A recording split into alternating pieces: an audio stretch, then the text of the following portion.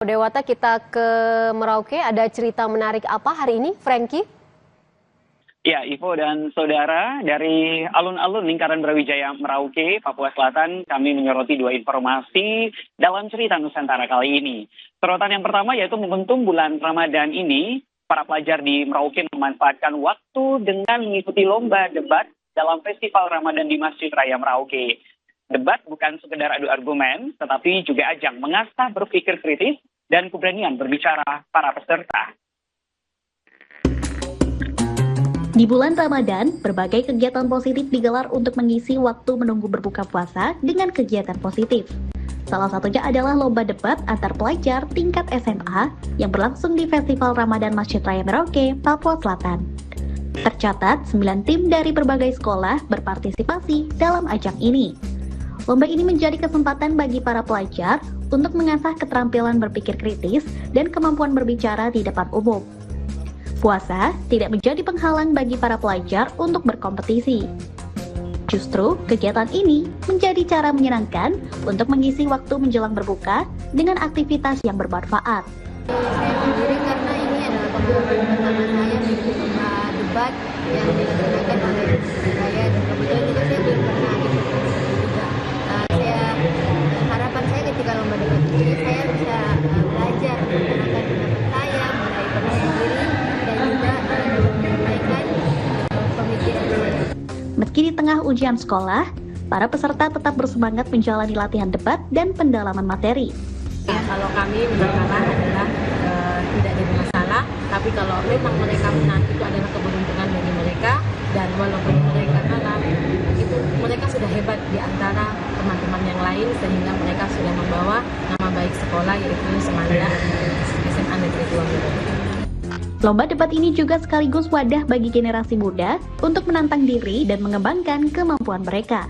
Pemenang nantinya akan mendapatkan hadiah berupa uang tunai dan diharapkan dapat maju ke ajang perlombaan debat di tingkat yang lebih tinggi.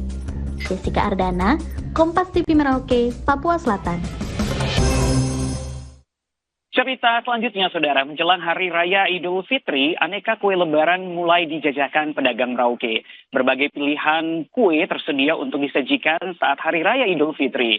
Harga yang ditawarkan pun bervariasi dari kacang panggang yang dijual seharga Rp20.000 hingga nastar premium seharga Rp150.000 per kilogramnya. Menjelang Hari Raya Idul Fitri, terpantau sejumlah lapak pedagang yang menjual aneka jenis kue kering, kerupuk, kacang-kacangan, dan kurma di sekitar kota Merauke. Salah satunya yang dijajakan oleh Indra, aneka jenis kue-kue lebaran tersusun rapi di lapaknya untuk ditawarkan kepada pembeli. Harga yang ditawarkan pun bervariasi, dari kacang panggang yang dijual seharga Rp20.000 hingga nastar premium seharga Rp150.000 per kilogram. Tak hanya itu, terpantau hampers cantik berisi 4 hingga 6 jenis kue juga tersedia dengan harga mulai Rp100.000. Indra mengaku, ide menjual kue kering mengingat ada warga yang tak sempat membuat kue sendiri, dirubahnya karena kesibukan. Kue yang dijualnya ada yang didatangkan dari Surabaya, juga ada yang dibuat di Merauke.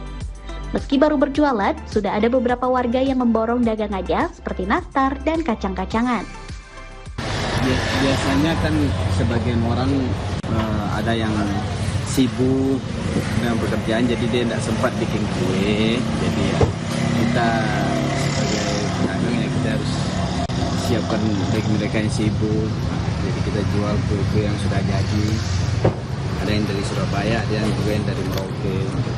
Sekarang yang masih itu yang kayak bistik, kayak apa lagi ya? Kayak kue nastar. Ada juga yang kayak kue kurma sama kacang-kacang telur. Hari Raya Idul Fitri tak hanya identik dengan makanan masakan khas daerah seperti ketupat, buras, rendang, maupun opor ayam saja. Namun, aneka jenis kue yang tersedia menambah lagi semarak Hari Raya Idul Fitri. Jessica Ardana, Kompas TV Merauke, Papua Selatan. Demikian dua sorotan dalam cerita Nusantara kali ini dari Bumi Animha, Merauke, Papua Selatan. Selamat menunaikan ibadah puasa. Kembali ke Ivo di studio.